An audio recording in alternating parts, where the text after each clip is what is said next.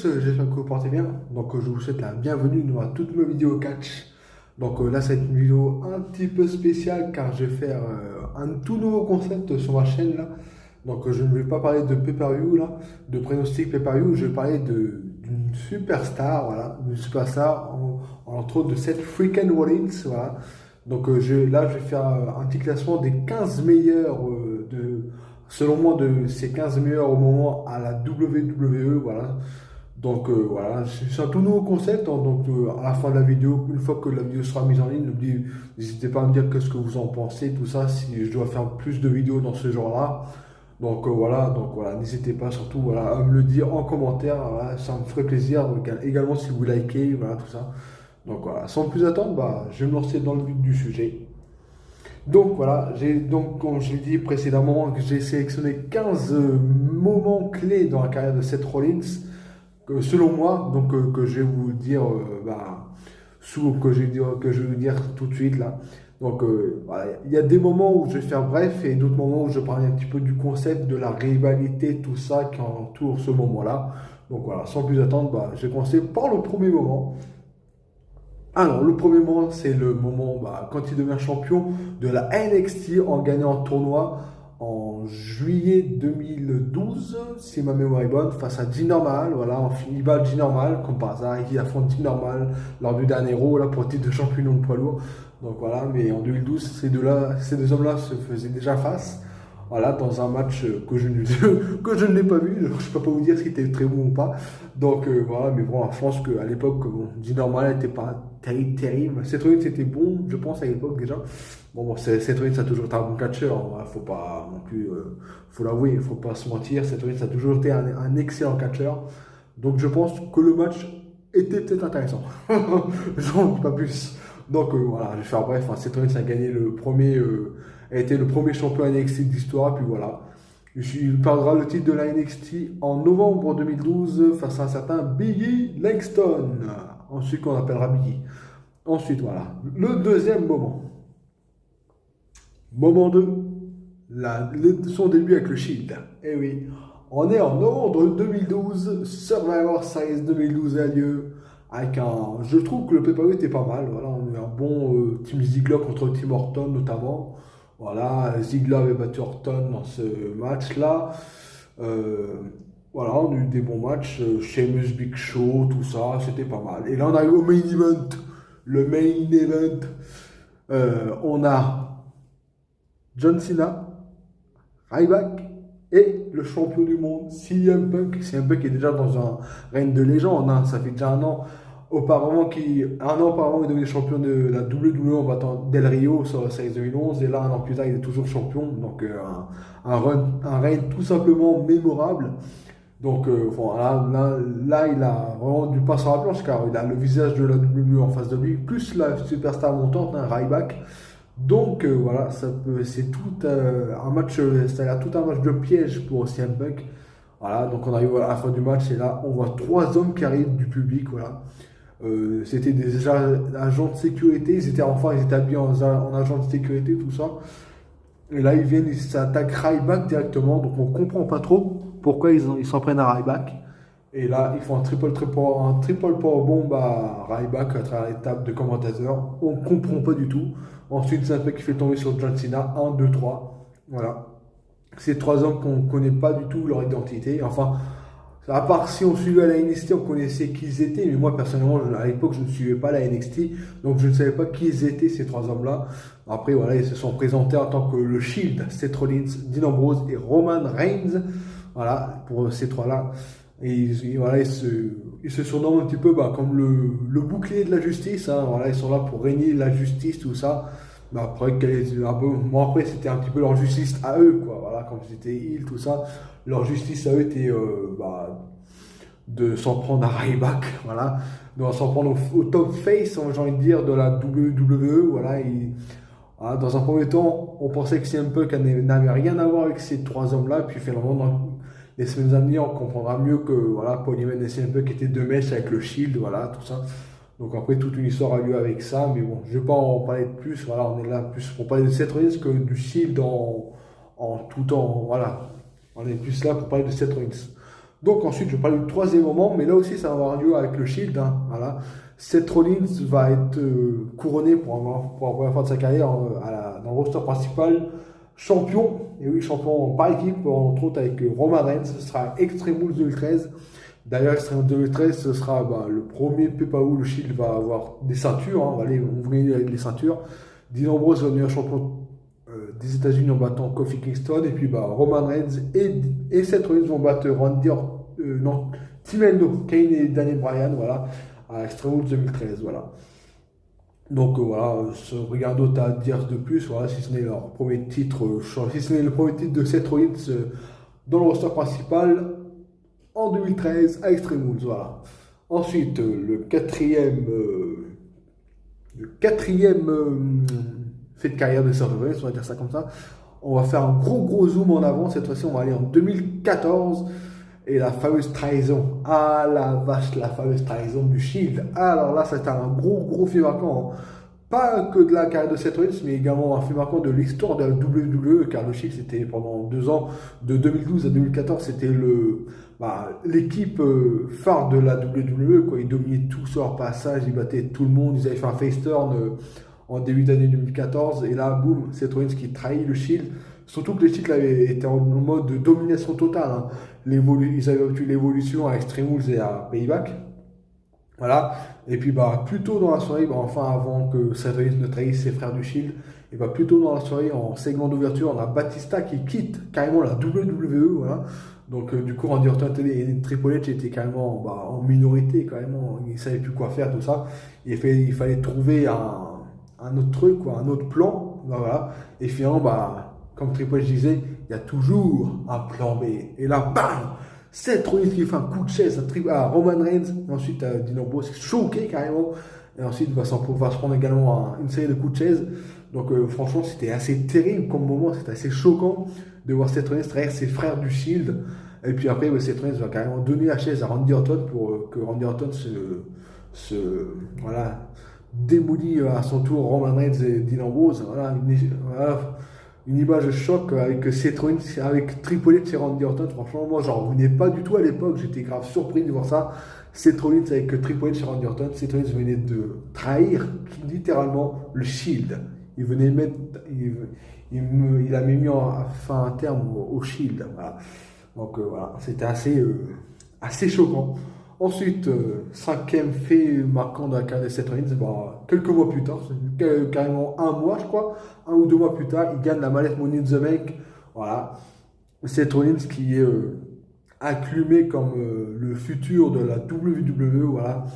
Triple H, voilà, qui le prénomme le futur de la WWE, Seth Rollins. Et après, quand on verra sa carrière, c'est clair que Triple H n'avait pas tort. Hein. Mais là, déjà, il gagne la mallette Money in the Bank à Money in the Bank. Bon, c'était assez prévisible. Quand on voit les autres superstars, c'était quasiment sûr que Seth Rollins allait gagner la mallette. C'était sûr et certain. Voilà. Donc voilà. Ensuite, on va faire un gros zoom en avant. Hein. Enfin, une grosse vitesse en avant. Fast and Furious Main. Moment numéro 6. Et le moment. On a Roman Reigns, Brock Lesnar dans le main event pour le titre de champion du monde de la WWE. Et puis là, Seth Rollins qui sort de nulle part. À la fin du match. Roman Reigns et Brock Lesnar sont tous les deux KO dans le ring. Et là, on entend une musique. Seth Rollins qui arrive. Il va encaisser sa mallette dans un moment de malade mental. Où il y a Christophe Ajus et Philippe Chiro qui sont aux abords des rings en plus. C'était une dinguerie. Et là, Seth Rollins qui devient champion de la WWE en relevant les épaules de Roman Reigns. Énorme coup. Franchement, c'était un truc de dingue. C'était une dinguerie, comme on dit maintenant. Voilà, Seth Rollins qui devient champion de la WWE. Ensuite, ça a été avec John Cena. Ce sera le 7e moment. Voilà, le 7e moment, ce sera ses fameux matchs face à John Cena et sa petite rivalité avec Jon Stewart en interne. Voilà. On a déjà un premier match entre les deux hommes à Raw. Seth Rollins a littéralement cassé le nez à John Cena. On pensait que c'était c'était involontaire, mais en fait non, il avait bien blessé le nez. Et ensuite il va arriver la semaine suivante avec un maillot Never Shuts Up. J'ai cassé le nez du visage de la WWE, c'était assez marrant, j'avoue. Et puis surtout, ce match à SummerSlam, le gagnant prend tout. Seth Rollins, champion de WWE contre John Cena, champion des États-Unis. Et là, quel match ça a été, hein. Franchement, c'était une tuerie ce match-là. Franchement, c'était un truc de dingue. Et puis à la fin du match, on a Jon Stewart qui vient. On pense qu'il va attaquer Seth Rollins car les deux sont en petite rivalité sont en petite rivalité. Et puis finalement, non, il trahit John Cena. Alors là, c'était inattendu. Et puis bah voilà, il va faire un et ensuite voilà, John Cena fait un low blow à John Cena. Seth Rollins qui fait ensuite un pedigree, qui en finit avec John Cena et qui vient pour la première fois de l'histoire champion WWE et des États-Unis. Voilà, premier catcheur de l'histoire à l'avoir fait. Donc pour moi, ça me semblait légitime d'avoir ce moment-là dans les carrières de Seth Rollins, le numéro 7. Ensuite, numéro 8. Et ben numéro 8, on va faire également une grosse vitesse en avant. On ira à Extreme Rules 2016, où il va faire son grand retour. Voilà, après le match de Roman Reigns contre Edge Styles, pardon. Mais bon, avant de parler des retours, on va un petit peu revisualiser ce qui est le contexte. Voilà, Seth Rollins va se blesser en novembre 2015 dans un live event face à Kane. Voilà, il va mal se réceptionner sur sa jambe et du coup il va se blesser. Du coup il va rendre son titre vacant, tout ça. Et puis on aura un tournoi. Roman Reigns va gagner ce tournoi. Enfin, il va gagner ce tournoi. Après, Sheamus va encaisser sa mallette voilà, sur Series. Il va devenir champion. Ensuite, Roman Reigns va redevenir champion, tout ça. Il va gagner le titre à WrestleMania car il n'avait pas de Royal Rumble. Voilà, et puis ensuite Roman Reigns va affronter Jay Styles à Payback et à Extreme Rules. Et puis ensuite, après le match, après que Roman Reigns ait battu Jay Styles à Extreme Rules, on a Seth Rollins qui arrive de nulle part, pedigree sur Roman Reigns. Et là, bam, Seth Rollins est bien de retour. Let's go! Et oui, ensuite on va faire un gros zoom en avant, mais là, un énorme zoom, ce sera directement en 2017.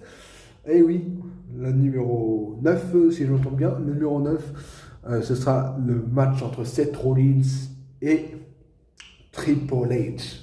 Mais avant de revenir sur ce match-là, on va également visualiser l'histoire. Alors, c'est simple, Seth Rollins a eu un retour assez difficile. Hein. Il est revenu à Extreme Rules, mais ensuite il a échoué. Enfin, il est devenu champion du monde à Money in the Bank, mais ensuite il n'a pas dû à cause de Dean Ambrose, là, quand il a encaissé sa mallette. Ensuite, il perd à Battleground, il perd à SummerSlam, et il perd également. Il se fait ensuite trahir par Triple H dans un Fatal 4-Way.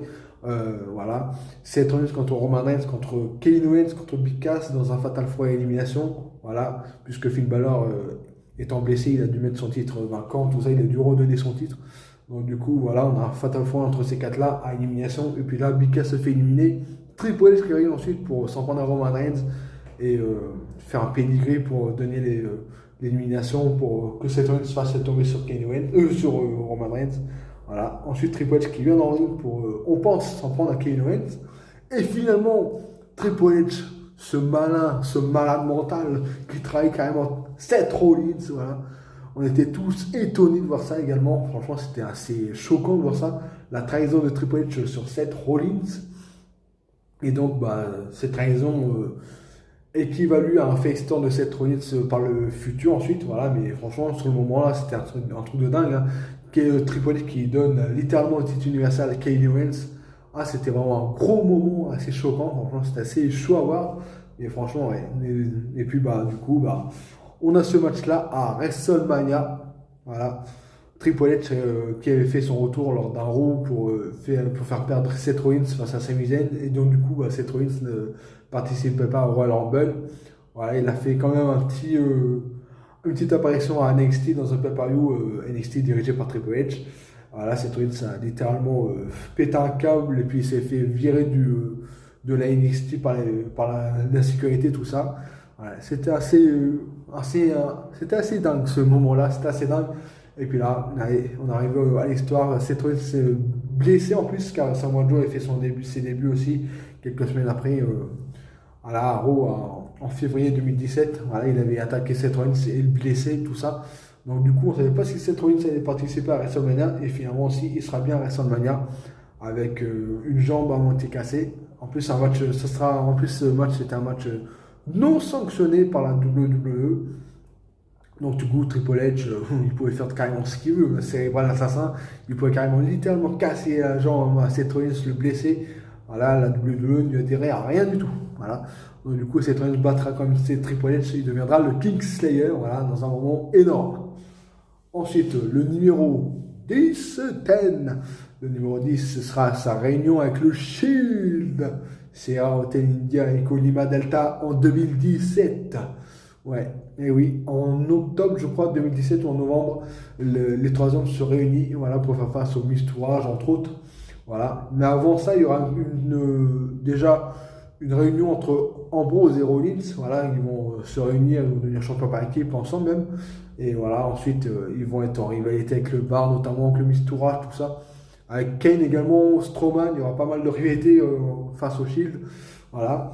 Normalement, il y aura un 3 contre 5, le Shield contre le Miss Tourage, Kane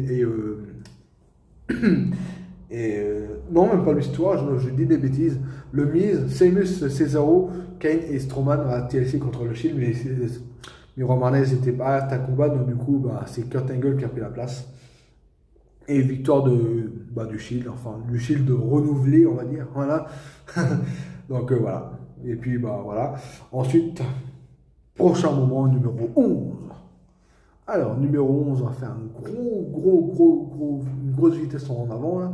On va carrément parler de 2019. Et oui, on va pas parler de 2018, mais 2019, avec la victoire de Seth Rollins au Royal Rumble 2019. Et oui, ça c'est aussi un gros moment. Voilà, sa première victoire dans un Royal Rumble match. Il avait quasiment déjà tout gagné dans sa carrière, Seth Rollins. Hein. Champion du monde, champion par équipe, champion des États-Unis, champion intercontinental, Mr. Money in the Bank, il lui restait quasiment plus que le Royal Rumble. Voilà, il gagne le Royal Rumble en 2019. Voilà, et ensuite, on parle du prochain moment. Numéro 12, sa rivalité avec Brock Lesnar à WrestleMania. Il gagne le titre universel et voilà, il devient champion universel. Il devient donc le Beast Slayer. Et d'ailleurs, il battra Brock Lesnar 2 fois à WrestleMania et à SummerSlam, car entre-temps, Brock Lesnar aura récupéré le titre universel grâce à la mallette Money in the Bank. On aura un gros moment Money in the Bank avec le fameux « Mais rentre chez ta mère !» de Christophe Ajus, légendaire. Ça, c'était un truc de dingue. Voilà.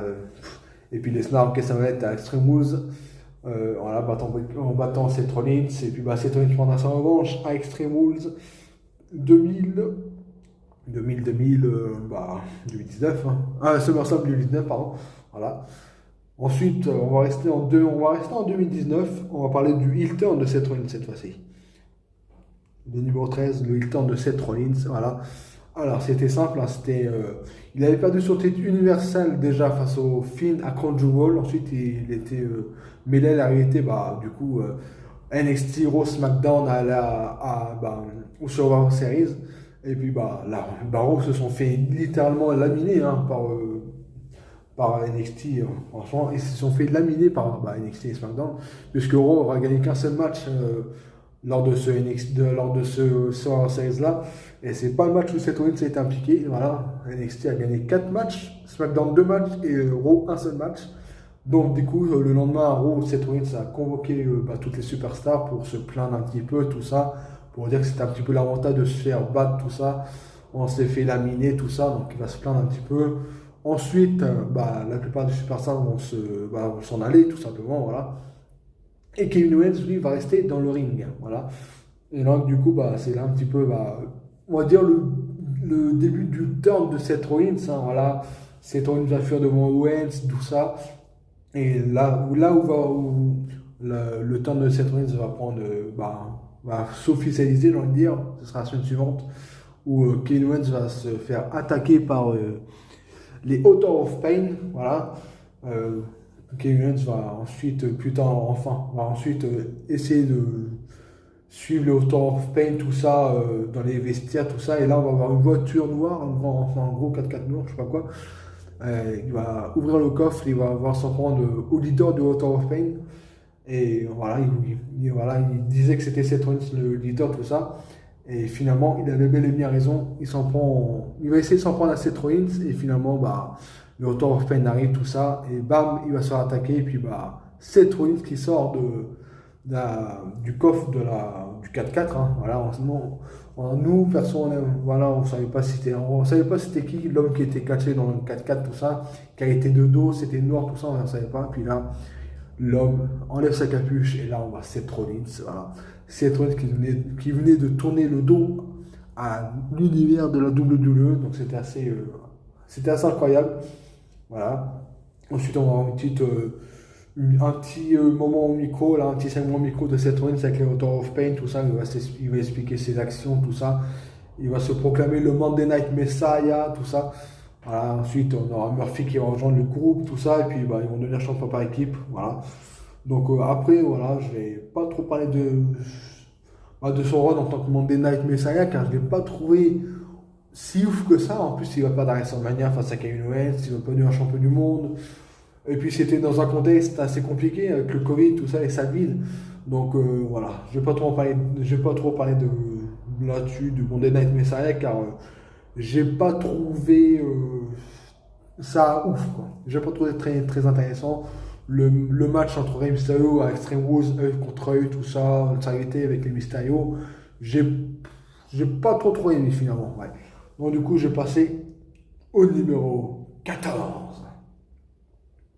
Et le numéro 14, c'est sa rivalité avec Edge. Et oui, en 2021, sa grosse rivalité avec Edge, sa trilogie de rivalité, j'ai envie de dire.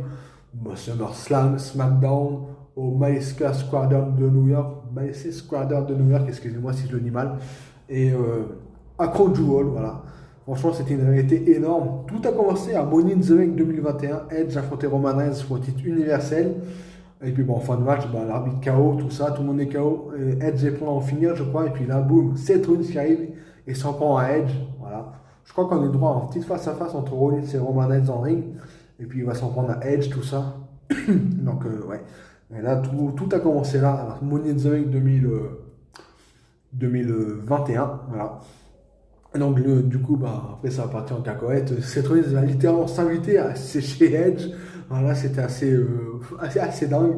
Mais après, c'est vrai que voilà, la réalité était vraiment une dinguerie, surtout les matchs. Hein. Les matchs SummerSlam, SmackDown et Crown Jewel, c'était vraiment dingue. Et la réalité, en fait, a plus profité à Seth Rollins qu'à Edge. Même si Edge gagne la réalité, car il a gagné la Crown Jewel, la belle, c'est plus Seth Rollins qui va en sortir vainqueur. Car Seth Rollins va être challenger à Day One et à Royal Rumble, tandis que Edge, bah, on va plus trop le revoir finalement. Voilà. Donc finalement, bah, le perdant de la réalité sort grand gagnant de la suite en fait. Hein, car voilà, c'est Seth Rollins qui a le plus entre guillemets brillé que Edge. Voilà. Donc voilà. Ensuite, on va pas parler de la trilogie de Seth Rollins, Cody Rhodes, car il a perdu sa réalité. Je ne vais pas non plus mentionner la réalité face à Matt Riddle, voilà, car j'ai pas trouvé ça ouf. Pour moi, ça ne fait pas partie des faits marquants de la carrière de Seth Rollins, carrément. On va carrément parler de 2023, de mai 2023, voilà, où il deviendra le premier champion du monde poids lourd de la WWE, voilà, à Night of Champions, voilà, la toute nouvelle ceinture, voilà. Bah, c'est le champion du monde poids lourd, mais avec un logo WWE là, en noir. Et Seth Rollins va gagner un tournoi, voilà, un tournoi, et puis en finale il va battre AJ Styles pour voilà, gagner le titre. Un petit peu comme à la NXT pour son premier titre, voilà, il avait gagné un tournoi en battant Jinder Mahal. En finale, il avait gagné son premier titre à la WWE, à la NXT, voilà, champion de NXT. Et bah là, c'est exactement pareil. Il va gagner son premier titre de champion du monde poids lourd. Voilà, en battant AJ Styles en 2023, là, en mai. Et puis, bah, depuis, il est toujours champion du monde. Voilà, et puis, bah, dans sa quête, quand il était champion, enfin, dans ses réalités en tant que champion, voilà, je cherche mes mots, excusez-moi. Dans ses réalités en tant que champion, il y a Finn Balor. Une rivalité assez intéressante avec le Judgment Day, j'ai bien aimé, car Damien Priest, c'était Mr. Money in the Bank, on ne savait pas s'il allait utiliser sa mallette, tout ça. Franchement, c'était assez intéressant. Ensuite, il y a eu sa rivalité avec Nakamura en septembre-octobre, qui était vraiment pas mal du tout. Voilà, un tout nouveau Shinsuke Nakamura. Franchement, j'aime beaucoup cette gimmick de Nakamura là. Et je trouve qu'ils ont peut-être dû mettre champion du monde Nakamura, ça était pas mal du tout pour changer le truc. Ça a été assez intéressant. Mais voilà, cette année, ça a gagné la réalité. Puis ensuite, bah, face à Drew McIntyre, tout ça.